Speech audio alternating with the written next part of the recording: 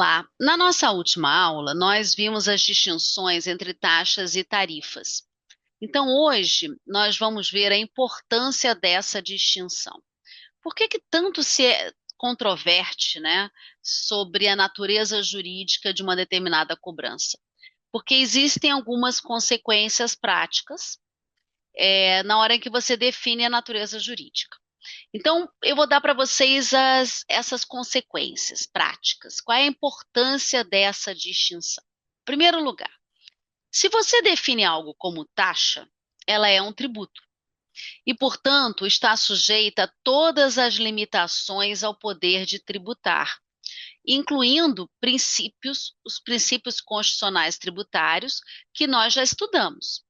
Então, se é uma taxa, tem que observar legalidade, anterioridade, retroatividade, proibição de confisco, né? Todas aquelas limitações que nós já vimos aqui. Se você está no campo de uma tarifa, por ter uma natureza contratual, você não há necessidade de observância desses princípios. Então, lembrem de uma discussão que a gente já viu há muito tempo atrás do pedágio. Quando nós vimos as limitações ao poder de tributar, eu mencionei a natureza jurídica, a controvérsia relacionada à natureza jurídica do pedágio. Vocês se lembram? E o posicionamento que acabou prevalecendo nos tribunais, no Supremo, é de que o pedágio é uma tarifa. Então, por isso é que o pedágio muda, o valor muda de um dia para o outro. No final de semana está mais caro, durante a semana, vai ter um feriado, né? Aumenta o valor. Por quê? Porque é um contrato. Então, vai depender das regras contratuais, do contrato de concessão.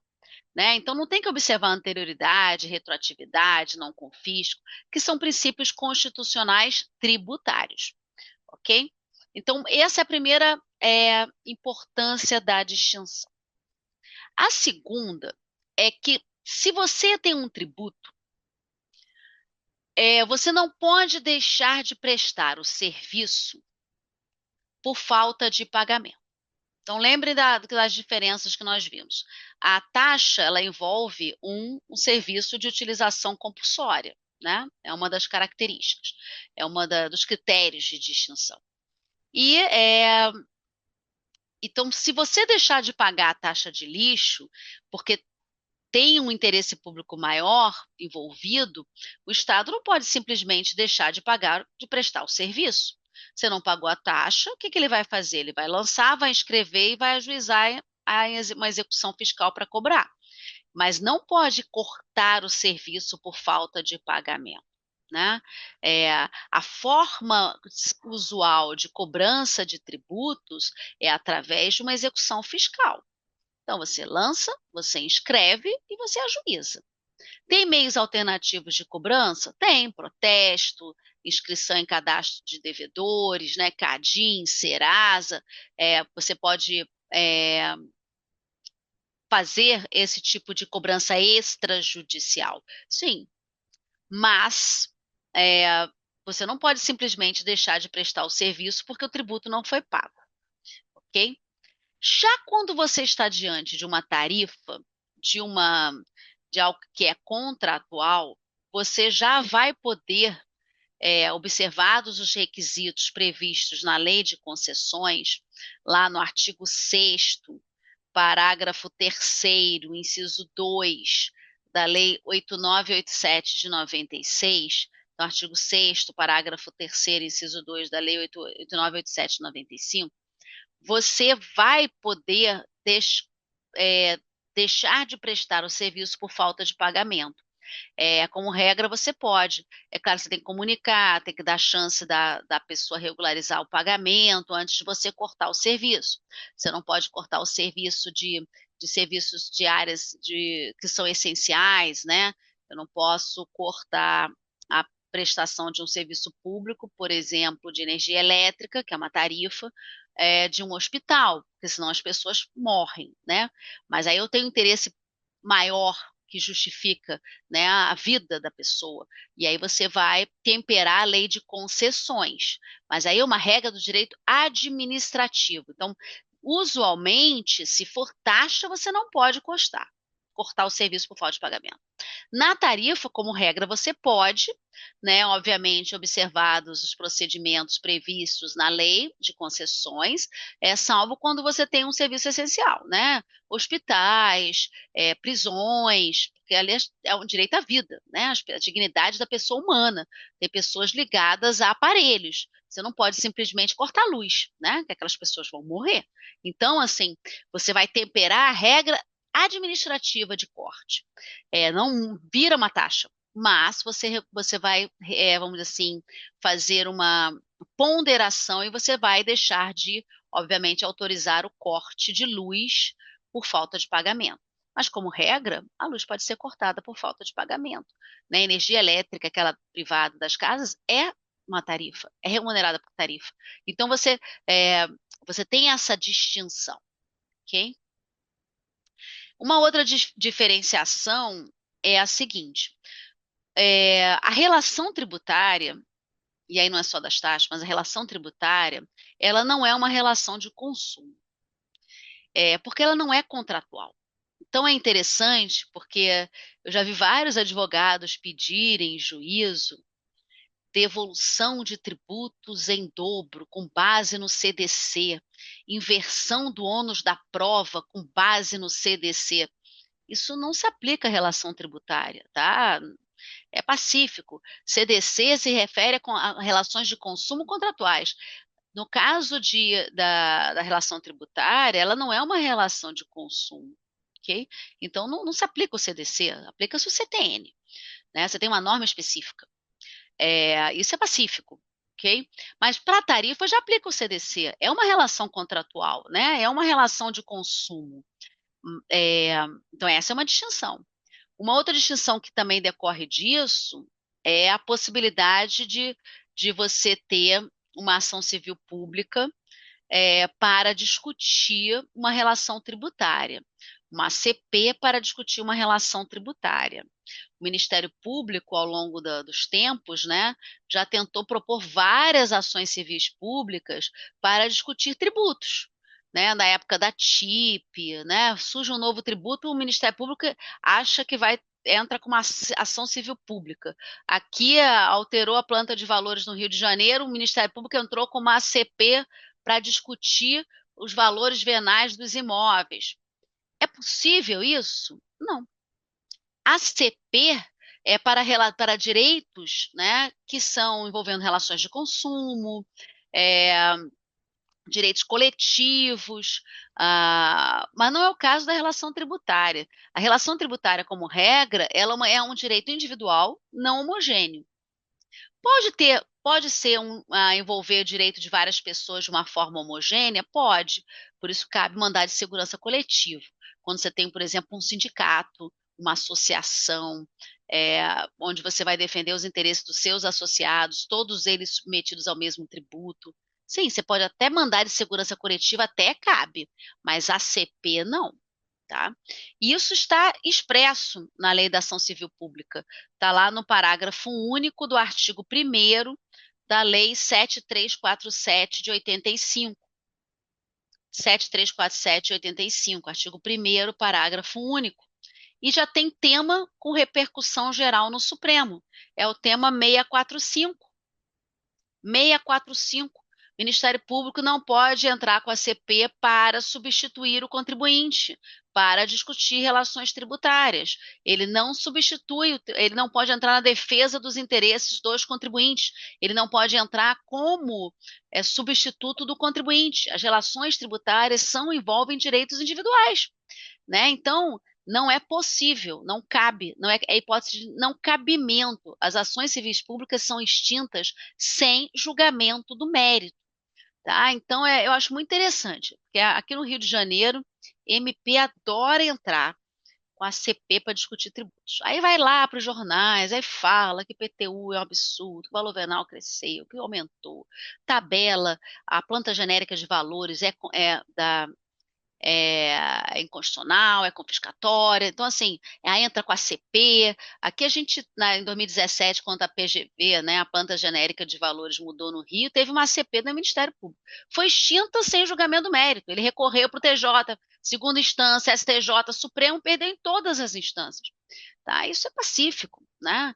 É tema com repercussão geral, tá, ok? Então, assim, essa é uma importância da distinção.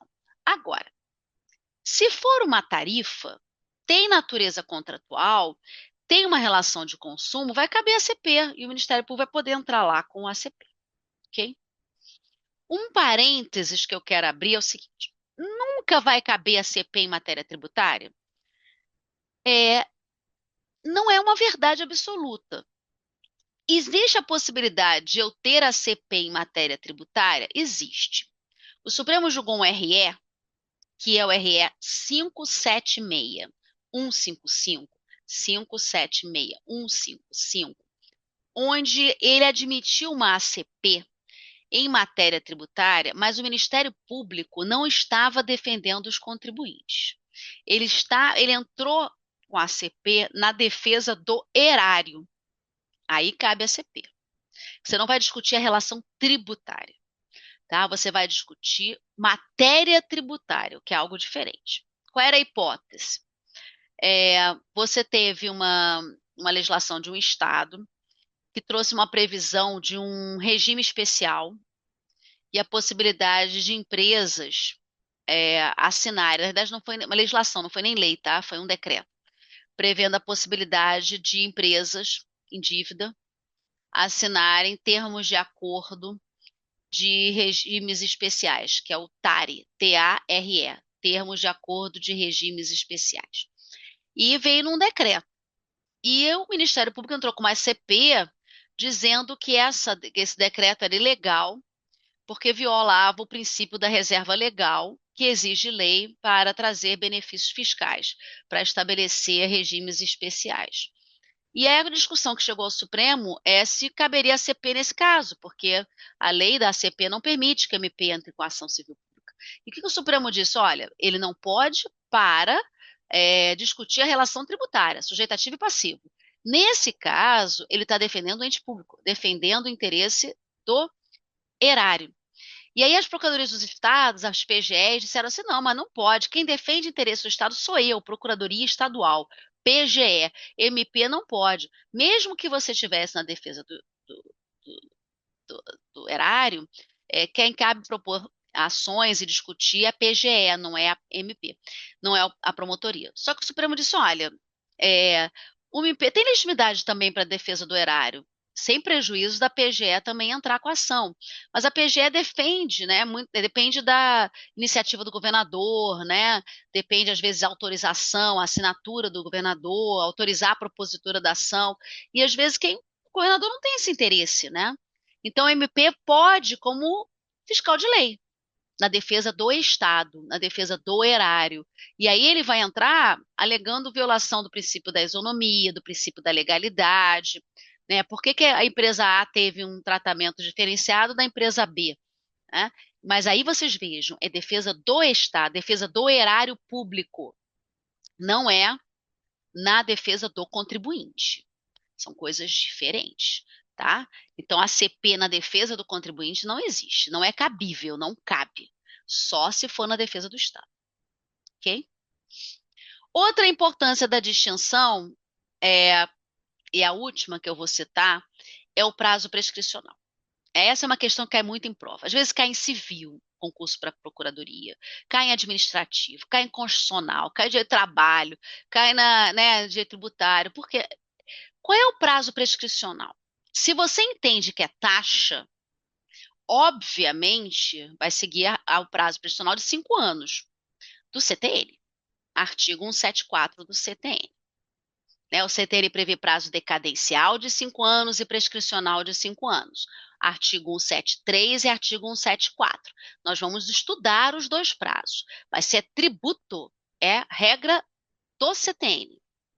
5 para lançar, 5 para constituir, 5 para lançar, 5 para fazer a cobrança. No entanto, se você está diante de uma tarifa, de algo que não tem natureza tributária, o prazo prescricional já vai ser o do Código Civil. Né? E essa é uma discussão que tem muito para créditos não tributários. Né, que às vezes você vai ajuizar a execução fiscal para a cobrança de créditos não tributários. Qual é o prazo prescricional desses créditos não tributários? Para você ajuizar a execução fiscal, para o ente ajuizar. Ou é do Código Civil, ou do Decreto 20.910 de 32. A discussão sempre é essa. Por quê? Porque não é tributo. Se não é tributo, não é CTN.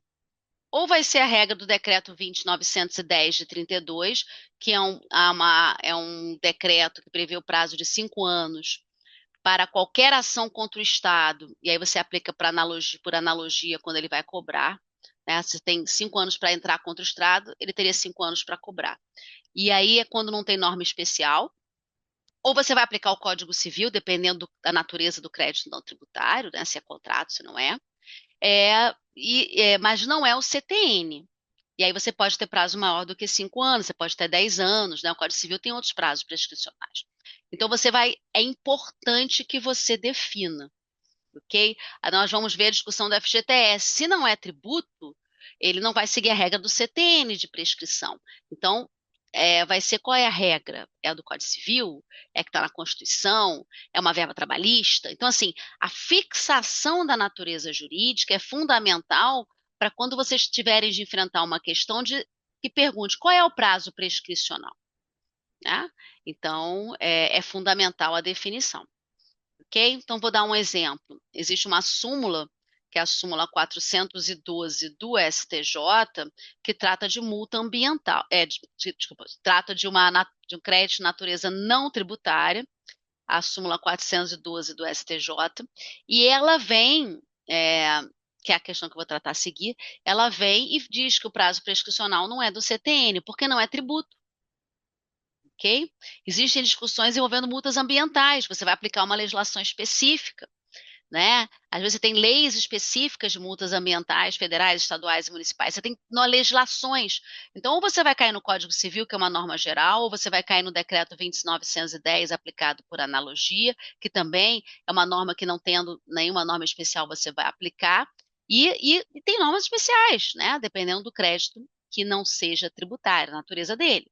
Pode ser um contrato. Aqui a discussão é de contrato, é de tarifa, né? Mas eu tenho discussões de multas, eu tenho várias discussões. Então, importa é você definir. Aqui é taxa ou tarifa. Se for taxa, 5 anos. Se for tarifa, você vai entrar no Código Civil, tá? Porque aí a natureza é contratual, salvo alguma legislação específica, ok? Então, isso é importante. Questões controvertidas.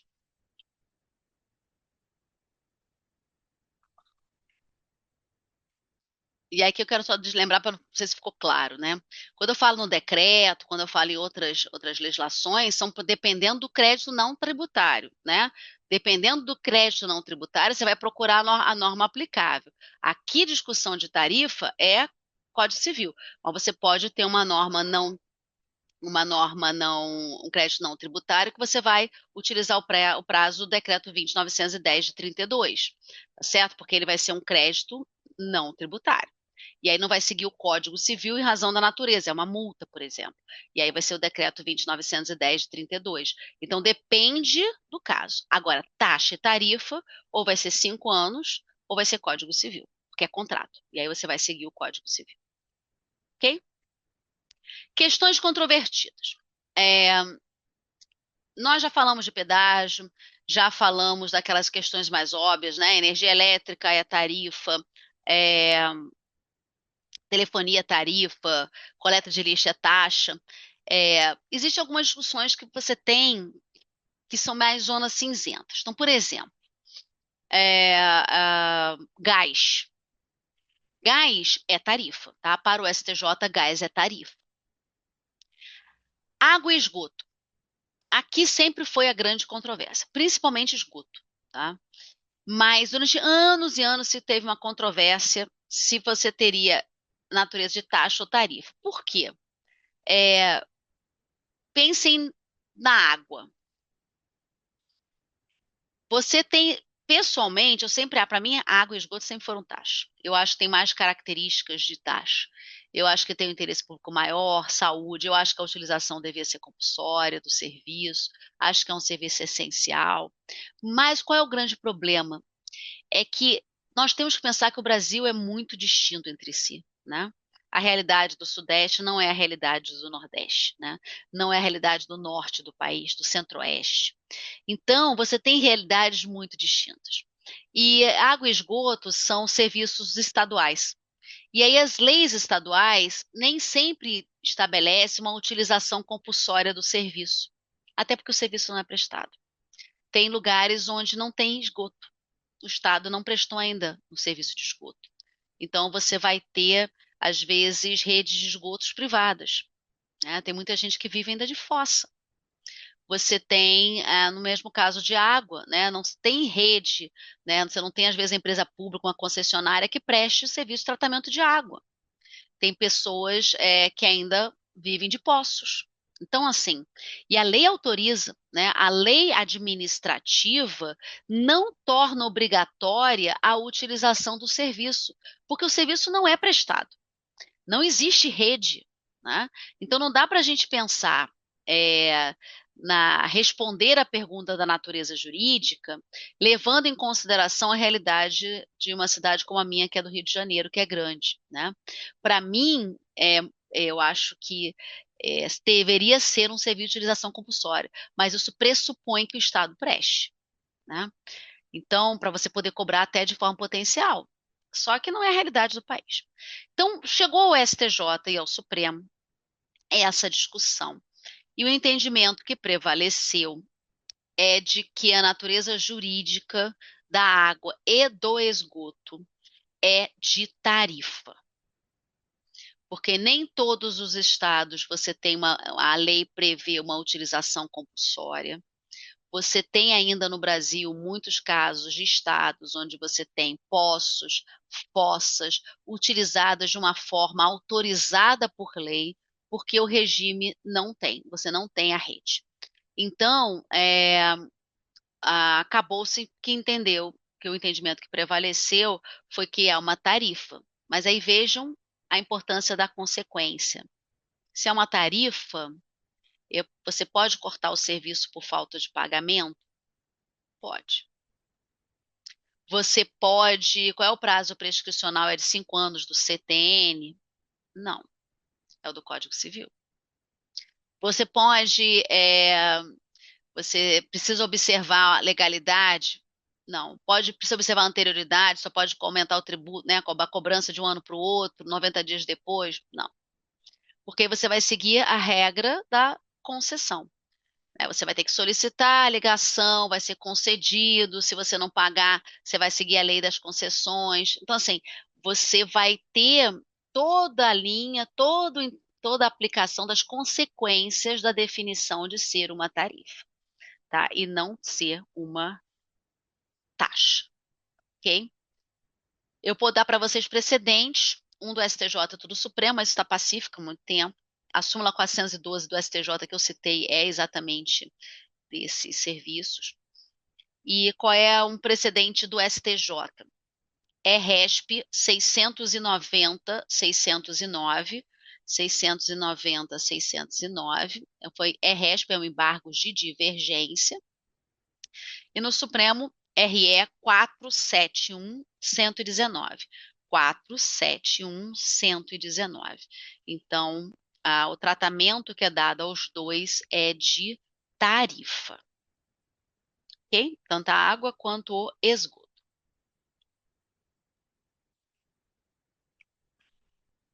Com isso, nós fechamos a segunda espécie tributária, que é taxa. Vamos passar agora para a terceira espécie tributária, que é a contribuição de melhoria. A contribuição de melhoria, ela está prevista no CTN, no artigo 81. 81 do CTN. E essa contribuição de melhoria, ela tem uma peculiaridade. Além do artigo 81 e do artigo 82, são os dois artigos do CTN que tratam de contribuições de melhoria, 81 e 82, Há uma previsão também de normas gerais no Decreto-Lei 195 de 67. 195 de 67. A maior parte da doutrina entende que esse decreto-lei ele foi recepcionado pela Constituição de 88 com status de lei complementar. E ela é posterior ao CTN, né, 6667. Tá? Então, ele está em vigor até hoje e ele fixa normas gerais. Não há uma, vamos dizer assim, uma incompatibilidade entre o CTN e o Decreto-Lei. O Decreto-Lei 195, ele vai explicitar, ele vai complementar o que diz o CTN, ok? Para quem vai fazer concurso para o sul do país, especialmente Curitiba e Porto Alegre, contribuição de melhoria cai muito, PGM, tá? Muito. E é interessante porque não cai, por exemplo, norte, nordeste, sudeste, mas no sul costuma cair. E existe um motivo para isso muito, muito claro. É porque a Curitiba, né, e Porto Alegre, eles têm, vamos dizer assim, eles têm um hábito, de cobrarem contribuições de melhoria. A contribuição de melhoria é uma espécie tributária que a maioria dos estados e municípios não cobra, né? Como eu já dei para vocês, a competência tributária é comum, então pode ser cobrado pela União, estados e municípios, de acordo com a competência administrativa, né? Quem realiza a obra, cobra a contribuição. Mas a maioria dos entes federativos não cobra a contribuição de melhoria. E vocês vão entender por quê. Mas o Sul tem esse hábito. Por isso é que é muito comum. Concurso PGM, para Curitiba especialmente, é muito comum cair contribuição de melhoria, ok? Bem, na aula de hoje eu vou começar a análise e a gente continua na próxima aula. Então vamos começar a analisar a contribuição de melhoria pelo fato gerador. E aí eu vou ler com vocês o artigo 81 do CTN. Ele diz: a contribuição de melhoria cobrada pela União, pelos estados, pelo Distrito Federal e pelos municípios, no âmbito de suas respectivas atribuições, lembrem, a competência administrativa tributária, é instituída para fazer face ao custo de obras públicas de que decorra a valorização imobiliária, tendo como limite total a despesa realizada e como limite individual o acréscimo do valor que da obra resultar para cada imóvel beneficiário. Então vamos por partes.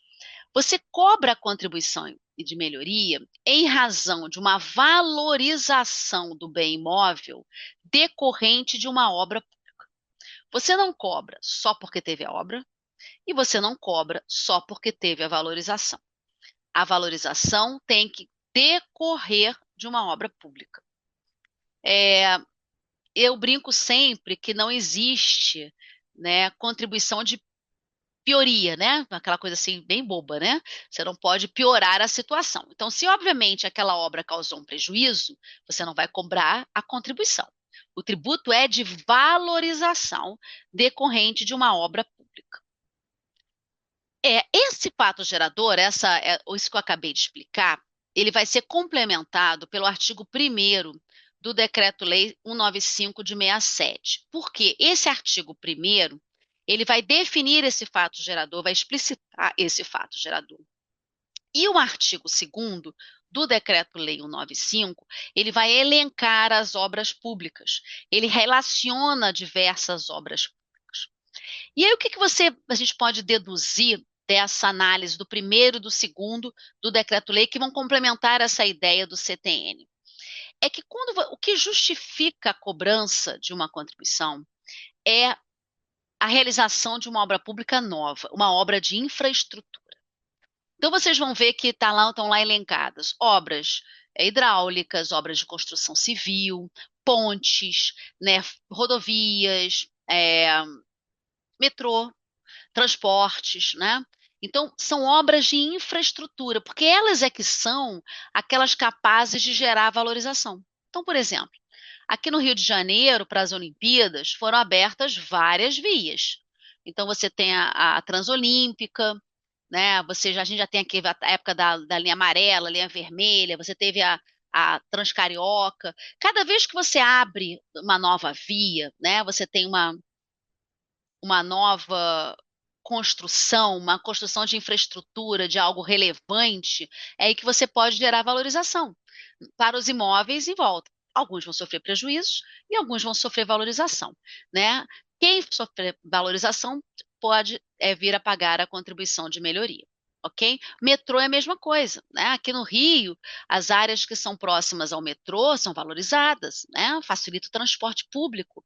Isso é uma obra de infraestrutura, ok? E isso justifica você cobrar a contribuição. Não é aquela obra, por exemplo, tapa-buraco. Vocês vão ler lá no artigo 2º que tem pavimentação de ruas.